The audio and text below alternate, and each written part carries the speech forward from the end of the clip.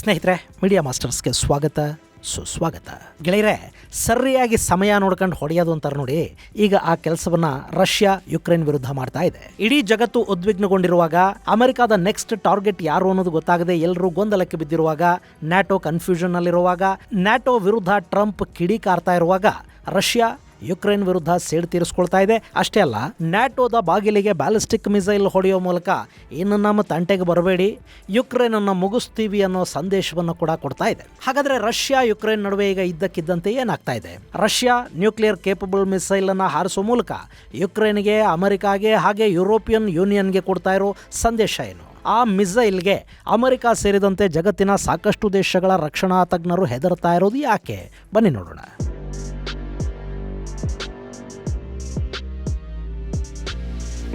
ಗೆಳೆಯರೆ, ಗುರುವಾರ ಮಧ್ಯರಾತ್ರಿ ಮತ್ತು ಶುಕ್ರವಾರ ಬೆಳಗಿನ ಜಾವ ರಷ್ಯಾ ಯುಕ್ರೇನ್ ಮೇಲೆ ದೊಡ್ಡ ಮಟ್ಟದ ದಾಳಿಗಳನ್ನು ಮಾಡಿದೆ. ಈ ಬಾರಿ ಅವರು ಡ್ರೋನ್ ಅಥವಾ ಸಾಮಾನ್ಯ ಮಿಸೈಲ್ಗಳನ್ನು ಹಾರಿಸಿಲ್ಲ, ಬದಲಿಗೆ ರಷ್ಯಾದ ಅತ್ಯಾಧುನಿಕ ನ್ಯೂಕ್ಲಿಯರ್ ಕೇಪಬಿಲಿಟಿಯನ್ನು ಹೊಂದಿರುವ ಆರೆಸ್ನಿಕ್ ಮಿಸೈಲ್ಗಳನ್ನು ಬಳಸಿದ್ದಾರೆ. ಈ ಹಿಂದೆ ಕೂಡ ರಷ್ಯಾ ಯುಕ್ರೇನ್ ವಿರುದ್ಧ ಒಮ್ಮೆ ಈ ಅಣು ಸಾಮರ್ಥ್ಯದ ಮಿಸೈಲ್ ಅನ್ನ ಬಳಕೆ ಮಾಡಿತು. ಆದ್ರೆ ಆ ಬಗ್ಗೆ ಅಂತಾರಾಷ್ಟ್ರೀಯ ಸಮುದಾಯ ಒಂದಷ್ಟು ಅಸಮಾಧಾನವನ್ನ ವ್ಯಕ್ತಪಡಿಸಿದ ನಂತರ ಮುಂದೆ ಅದನ್ನ ಬಳಸೋದು ಬೇಡ ಅನ್ನೋ ನಿರ್ಧಾರಕ್ಕೆ ರಷ್ಯಾ ಬಂದಿತ್ತು. ಆದ್ರೆ ಈಗ ಮತ್ತೆ ಆ ಮಿಸೈಲ್ ಬಳಕೆ ಆಗಿದೆ ಮತ್ತು ಇದು ಯುಕ್ರೇನ್ ತರಗುಟ್ಟಿ ಹೋಗೋ ಹಾಗೆ ಮಾಡ್ತಾ ಇದೆ. ಈಗ ನ್ಯೂಕ್ ಕೇಪಬಲ್ ಮಿಸೈಲ್ ಅನ್ನ ಬಳಸಿರೋ ರಷ್ಯಾ ಮುಂದೆ ಅಣ್ವಸ್ತ್ರ ಪ್ರಯೋಗವನ್ನು ಕೂಡ ಮಾಡಬಹುದು ಅನ್ನೋ ಆತಂಕಕ್ಕಿದು ಕಾರಣ ಆಗ್ತಾ ಇದೆ. ಈ ಬ್ಯಾಲಿಸ್ಟಿಕ್ ಮಿಸೈಲ್ಗಳನ್ನು ತಡೆಯೋದ್ರಲ್ಲಿ ಯುಕ್ರೇನ್ ನಲ್ಲಿನ ಏರ್ ಡಿಫೆನ್ಸ್ ವಿಫಲವಾಗಿದೆ. ಆ ದಾಳಿಯಲ್ಲಿ ಸಾಕಷ್ಟು ಸಾವು ನೋವುಗಳು ಸಂಭವಿಸಿವೆ. ಆದ್ರೆ ರಷ್ಯಾ, ನಾವು ಯುಕ್ರೇನಿನ ಸೇನಾ ನೆಲೆಗಳನ್ನ, ಆಯುಧಾಗಾರಗಳನ್ನ ಗುರಿಯಾಗಿಸಿಕೊಂಡು ದಾಳಿ ಮಾಡಿದೀವಿ ಅಂತ ಹೇಳಿದೆ. ಅಷ್ಟೇ ಅಲ್ಲ, ದಾಳಿಗೆ ಆರೆಸ್ನಿಕ್ ಬಳಸಿರೋ ಬಗ್ಗೆ ರಷ್ಯಾ ಹೌದು ಅಂತಲೂ ಹೇಳಿಲ್ಲ, ಇಲ್ಲ ಅಂತಲೂ ಹೇಳಿಲ್ಲ. ಆದ್ರೆ ತನ್ನ ದಾಳಿಯನ್ನ ಸಮರ್ಥಿಸಿಕೊಳ್ಳೋ ಥರದ ಹೇಳಿಕೆಯನ್ನಂತೂ ಕೊಟ್ಟಿದೆ. ಗೆಳೆಯರೆ, ಮೊನ್ನೆ ಡೊನಾಲ್ಡ್ ಟ್ರಂಪ್ ವೆನೆಜುವೆಲಾ ಮೇಲೆ ದಾಳಿ ಮಾಡಿ ಅಧ್ಯಕ್ಷ ಮುಡುರು ಅವರನ್ನ ಅಲ್ಲಿಂದ ಕಿಡ್ನಾಪ್ ಮಾಡಿಸಿದ ಘಟನೆ ಇದೆಯಲ್ಲ, ಇದು ಇಡೀ ವಿಶ್ವದ ಒಟ್ಟಾರೆ ರೂಲ್ಸ್ ಬೇಸ್ಡ್ ಆರ್ಡರ್ ಅನ್ನ ಡಿಸ್ಟರ್ಬ್ ಮಾಡಿದೆ. ಶಕ್ತಿ ಇರೋರು ಯಾವ ಅಂತಾರಾಷ್ಟ್ರೀಯ ಕಾನೂನುಗಳನ್ನಾದರೂ ಧಿಕ್ಕರಿಸಿ ತಮಗಿಷ್ಟ ಬಂದ ಹಾಗೆ ಬದುಕಿ ಬಿಡಬಹುದು, ಏನು ಬೇಕಾದರೂ ಮಾಡಬಹುದು ಅನ್ನೋದಾದ್ರೆ ಯುಕ್ರೇನ್ ಮೇಲೆ ನಮ್ಮ ಆಕ್ರಮಣವನ್ನ ನಾವು ಯಾಕೆ ಹೆಚ್ಚು ಮಾಡಬಾರದು? ಸಾಧ್ಯವಾದ್ರೆ ಯುಕ್ರೇನ್ ಅಧ್ಯಕ್ಷನನ್ನ ನಾವು ಯಾಕೆ ಹಾಗೆ ಎತ್ತಾಕೊಂಡು ಬರಬಾರದು ಅಥವಾ ಮುಗಿಸಿ ಬಿಡಬಾರದು ಅಂತ ರಷ್ಯಾ ಯೋಚನೆ ಮಾಡೋ ಸಾಧ್ಯತೆ ಇರುತ್ತೆ. ತೈವಾನ್ ಮೇಲೆ ದಾಳಿ ಮಾಡಿ ಅಲ್ಲಿನ ಈಗಿನ ಆಡಳಿತ ಮುಖ್ಯಸ್ಥನನ್ನ ಹಾಗೆ ಎತ್ತಾಕೊಂಡು ಹೋಗಿ ತನಗೆ ಬೇಕಾದ ತನ್ನ ಕೈಗೊಂಬೆಯೊಂದನ್ನ ತೈವಾನ್ನಲ್ಲಿ ಪ್ರತಿಷ್ಠಾಪಿಸೋ ಬಗ್ಗೆ ಚೈನಾ, ಬಾಂಗ್ಲಾದ ಯೂನಸ್ನನ್ನೋ ಪಾಕಿಸ್ತಾನದ ಆಸಿಮ್ ಮುನೀರ್ನನ್ನೋ ಎತ್ತಾಕೊಂಡು ಬಂದು ಬಿಡೋ ಬಗ್ಗೆ ಭಾರತ, ದಕ್ಷಿಣ ಕೊರಿಯಾದ ಪ್ರಧಾನಿಯನ್ನ ಹಿಂಗೆ ಕಿಡ್ನಾಪ್ ಮಾಡೋ ಬಗ್ಗೆ ಉತ್ತರ ಕೊರಿಯಾ, ಹೀಗೆ ಎಲ್ಲ ದೇಶಗಳು ತಮಗಿಂತ ಬಲಹೀನರ ವಿಷಯದಲ್ಲಿ ಹಿಂಗೆ ಮಾಡ್ತಾ ಹೋಗ್ಬಿಟ್ರೆ ಜಗತ್ತಿನ ಪರಿಸ್ಥಿತಿ ಏನಾಗಬಹುದು? ಒಮ್ಮೆ ಯೋಚನೆ ಮಾಡಿ. ಅಲ್ಲಿ ವೆನೆಜುವೆಲಾದ ಸಮಸ್ಯೆಗಳು ಬೇರೆ ಏನು ಬೇಕಾದರೂ ಇರಬಹುದು. ವೆನೆಜುವೆಲಾದ ಅಧ್ಯಕ್ಷ ಆ ದೇಶವನ್ನ ಹಳ್ಳ ಹಿಡಿಸಿದ್ದ ಅನ್ನೋದು ನಿಜ ಇರಬಹುದು. ಡ್ರೈವರ್ ಆಗಿದ್ದವನು ರಾಜಕೀಯಕ್ಕೆ ಬಂದ, ಆರ್ಥಿಕತೆಯ ಬಗ್ಗೆ ಸರಿಯಾದ ಅವಗಾಹನೆ ಇರಲಿಲ್ಲ, ಸಮಾಜವನ್ನ ಕೂಡ ಅರ್ಥ ಮಾಡಿಕೊಂಡಿರಲಿಲ್ಲ, ಯಾರು ಹಿತವರು ಅನ್ನೋದು ಗೊತ್ತಾಗದೆ ಚೈನಾ ಜೊತೆ ಸ್ನೇಹ ಹೆಚ್ಚು ಮಾಡ್ದ, ಡ್ರಗ್ ಕಾರ್ಟೆಲ್ಗಳ ಜೊತೆ ಸಂಬಂಧ ಹೊಂದಿದ್ದ, ಇದೆಲ್ಲ ಏನೇ ಇದ್ದಿರಬಹುದು. ಆದ್ರೆ ಅಮೆರಿಕ ಅಧ್ಯಕ್ಷನನ್ನ ಕಿಡ್ನಾಪ್ ಮಾಡೋ ಮೂಲಕ ಹಾಕೊಟ್ಟ ಹಾದಿ ಇದೆ ನೋಡಿ, ಅದು ಜಗತ್ತಿನ ಆರೋಗ್ಯವನ್ನು ಕೆಡಿಸಿಬಿಡುತ್ತೆ. ಪ್ರಜಾಪ್ರಭುತ್ವದ ದೇಶನೇ ಇಂಥ ನಿರ್ಧಾರಗಳನ್ನು ತಗೊಂಡು ಬಿಟ್ರೆ ಡಿಕ್ಟೇಟರ್ಗಳ ಆಳ್ವಿಕೆಯಲ್ಲಿರೋ ಲಂಗು ಲಗಾಮು ಇಲ್ಲದ ದೇಶಗಳ ವರ್ತನೆ ಇದಕ್ಕಿಂತ ಕೆಟ್ಟದಾಗೋ ಸಾಧ್ಯತೆಗಳಿರುತ್ತವೆ.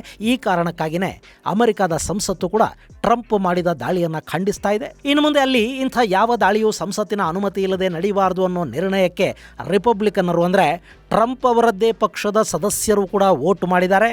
ಅಮೆರಿಕ ಕಾಂಗ್ರೆಸ್ ಅಲ್ಲಿ ಅಧ್ಯಕ್ಷ ಡೊನಾಲ್ಡ್ ಟ್ರಂಪ್ಗೆ ದೊಡ್ಡ ಮುಖಭಂಗನೇ ಆಗಿದೆ. ಅದರ ಬೆನ್ನಲ್ಲೇ ಈಗ ರಷ್ಯಾ ಕೂಡ ಯುಕ್ರೇನಿನ ಮೇಲೆ ಭಯಾನಕ ದಾಳಿಗಳನ್ನು ಮಾಡೋ ಮೂಲಕ ಅಮೆರಿಕ, ಯುರೋಪಿಯನ್ ಯೂನಿಯನ್ ಹಾಗೂ ನ್ಯಾಟೋಗಳಿಗೆ ಸವಾಲೆಸೀತಾ ಇದೆ.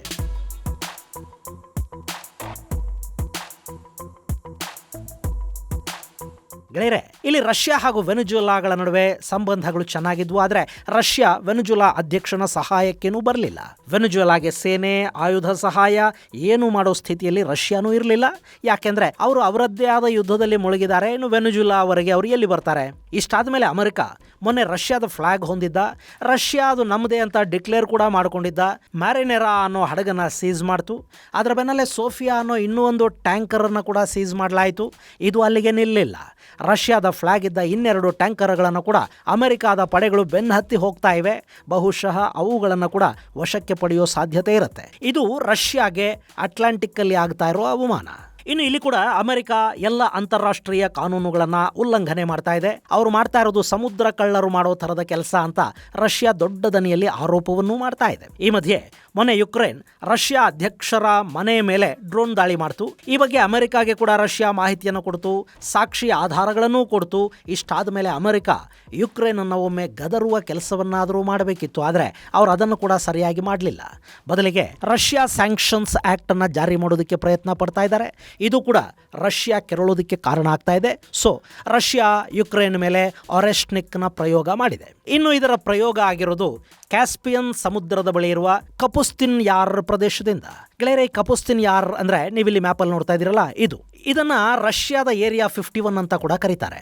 ಸೋವಿಯತ್ ಕಾಲದಲ್ಲಿ ರಷ್ಯಾ ತನ್ನ ಸಾಕಷ್ಟು ಆಯುಧಗಳನ್ನ ಪರೀಕ್ಷೆ ಮಾಡಿದ್ದ ಜಾಗ ಇದು. ಇಲ್ಲೇ ಅವರೀಗ ಒರೆಶ್ನಿಕ್ ಮಿಸೈಲ್ಗಳನ್ನ ನಿಯೋಜನೆ ಮಾಡಿದ್ದಾರೆ. ಇನ್ನು ಒರೆಶ್ನಿಕ್ ಅನ್ನೋದು ರಷ್ಯಾದ ಅತ್ಯಾಧುನಿಕ intermediate range ballistic missile IRBM. ಇದನ್ನು ಮೊದಲ ಬಾರಿಗೆ 2024 ನವೆಂಬರ್ ಅಲ್ಲಿ ಯುಕ್ರೇನ್ನ ನಿಪ್ರೋ ನಗರದ ಮೇಲೆ ರಷ್ಯಾ ಬಳಕೆ ಮಾಡ್ತು. ಈಗ ಎರಡನೇ ಬಾರಿ ಇದರ ಬಳಕೆಯನ್ನು ರಷ್ಯಾ ಮಾಡ್ತಾ ಇದೆ. ಇದು ಹೈಪರ್ಸೋನಿಕ್ ಮಿಸೈಲ್. ಮ್ಯಾಕ್ 10 ಗಿಂತ ಹೆಚ್ಚು ವೇಗವನ್ನು ಇದು ಹೊಂದಿದೆ. ಹೀಗಾಗಿ ಇದನ್ನು ತಡೆಯುವ ಏರ್ ಡಿಫೆನ್ಸೇ ಇಲ್ಲ ಅಂತ ರಷ್ಯಾ ಹೇಳಿಕೊಳ್ಳುತ್ತೆ.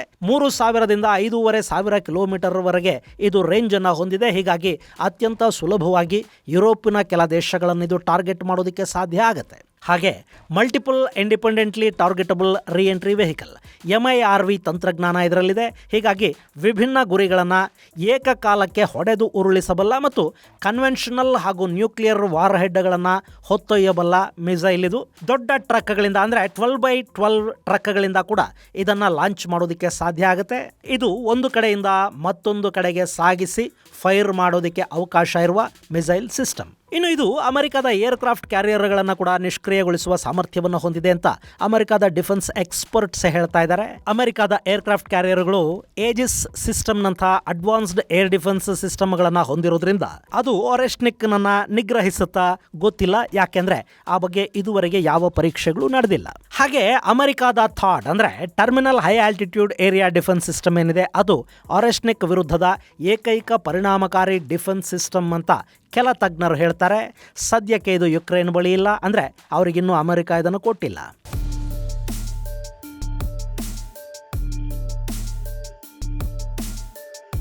ಇನ್ನು ಗುರುವಾರ ರಾತ್ರಿ ಮತ್ತು ಶುಕ್ರವಾರ ಮುಂಜಾನೆ ರಷ್ಯಾ ಈ ಒರೆಶ್ನಿಕ್ಗಳನ್ನು ಯುಕ್ರೇನ್ ಮೇಲೆ ಹಾಕಿವೆ ಅನ್ನೋದಕ್ಕಿಂತ ಹೆಚ್ಚಾಗಿ ಎಲ್ಲಿ ಆ ಮಿಸೈಲ್ಗಳನ್ನು ಹಾಕಲಾಗಿದೆ ಅನ್ನೋದು ದೊಡ್ಡ ಚರ್ಚೆಗೆ ಕಾರಣ ಆಗ್ತಾ ಇದೆ. ಅವುಗಳನ್ನು ಕಿವ್ ಮೇಲೆ ಅಥವಾ ಕಾರ್ಕಿವ್ ಮೇಲೆ ದಾಳಿಗೆ ಬಳಸಿಲ್ಲ, ಬದಲಿಗೆ ಲೆವಿವ್ ಮೇಲೆ ಈ ಒರೆಶ್ನಿಕ್ನ ದಾಳಿ ನಡೆದಿದೆ.